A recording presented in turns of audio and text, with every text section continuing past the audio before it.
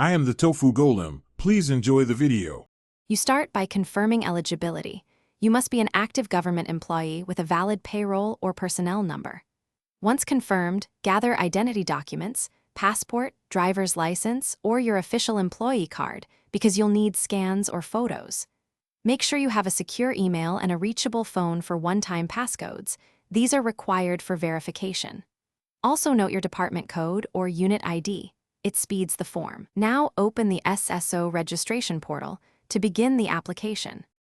You next fill the registration form, typing personal details exactly as listed in HR records to avoid mismatches. Once done, upload clear scans or photos of your documents. Follow file type and size limits, PDF or JPEG, under the stated MB limit. After upload, choose two-factor authentication, SMS for speed, Authenticator app for stronger security, or a hardware token if issued. Make sure to verify your office email via the confirmation link. This binds your account to the department. You finish by reviewing every field and submitting the application. When approved, note your SSO ID and securely store any backup codes.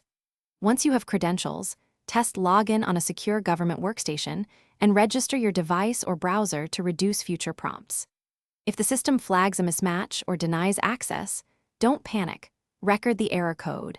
Then contact your HR or IT help desk with the code and your personnel number for expedited resolution. Make sure to follow their instructions for re-verification. Thanks for watching.